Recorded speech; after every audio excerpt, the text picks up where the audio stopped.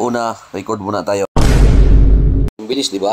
Nakuha agad natin yung ating produkto na ating i-deliver sa ating customer. Kaya tara, samahan nyo ako.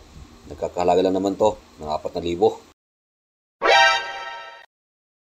Nabigla ako at nagulat dahil pagdating ko sa vendor, ganito pala kalaki ang halaga ng ating pipikapin sa araw na to. Napakarami. 4 na soft drinks, 4 na box ng pizza. Kaya talaga, no choice tayo. Laban lang dahil alam naman natin sa araw-araw na ganitong mga paraan ng ating buhay ay pagsubok lang to. Kaya tara, samahan niya ko. Ayusin muna natin para pagdating sa customer, goods tayo.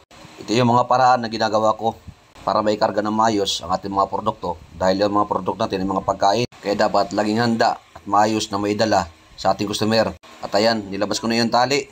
Tali na lagi kong dala dahil ito ay para sa mga pizza. May pizza bag naman tayong dala. Kaso, 4 na box. Parang hindi ata magkasya. Oh my God! Ito yung pinakainisan ng mga rider. Nang ganito magtatali ka pa ng mga pizza sa bag mo. Tapos galing ka pa sa loob ng mall. Ang mas masakit dito, kung abutan ka pa ng ulan. Ayun na, may dumating sa atin na bagong rider. Sino kaya to? Kaya tara, bilisan na natin na may deliver na to sa customer. Kaya nga, medyo may kalayuan. Nagkakahalaga lang naman to ng 78 pesos. Kaya ayan, bilisan na natin. Ito lang nga pala. Meron na lang pala tinumating. Ayan o. Ayan. Sino kaya yan? Ayan, silip ng silip o.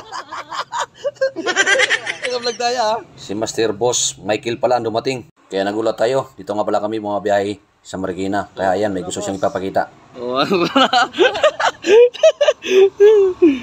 Tiba-tiba na raw. Sagad sa booking. Kaya tara, maneuver na tayo. Tingnan nyo naman yung parkingan namin dito sa Arbo Ayala Mall.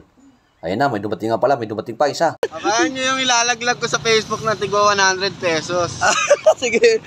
Siya nga pala, si Master Boss Idol, Sean. Ayun na mga taga-Antipolo. Nagtipon-tipon na dito sa Marikina. Ayan na, buong Antipolo rider. Nagsibabaan na sa Marikina para maghanap buhay, bumiyahe para sa kanilang mga pamilya. Kaya tara, biyahe na tayo. Deliver natin to. My style is ridiculous.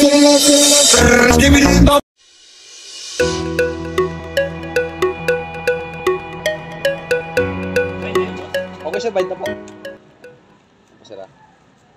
Andito na tayo sa ating customer. Babaan na naman. Ataas sa tinitali. Tanggal na naman tali. Ay sir, naka-vlog ako sir. Ay, masama ka. Nag-vlog kasi ako sir, wala akong camera eh. Kaya,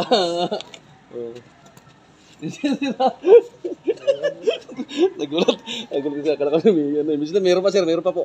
Meron pa po, opo, meron pa po. Ito. Hangover pa. Ano na? Hangover. Ay, ang over pa royalty customer natin. Papalakwento din to. Kaya pala, kwintuhan na rin tayo. Bisa kayo nang? Ano boss, madaling araw, malang muna. Grabe no? Ano yan? May swimming pool dyan sa taas? May swimming pool Oo. boss. Sige sir, sige sir ha. Okay na boss? Okay na po. Salamat, Thank you po. Opo. Thank you sir. Yan yung ating mga customer. Napaka-the best. Pala kaibigan, di ba? Friendly si sir. Kaya, ayan na. Balik na naman tayo sa ating tambayan doon sa Ayala Mall, Arbo. Kaya ayan o, pizza bag ko, hindi natin naikabit. Dahil sa big order tayo. Ayan yung pinag-deliveran natin. Kasi Labrador this week.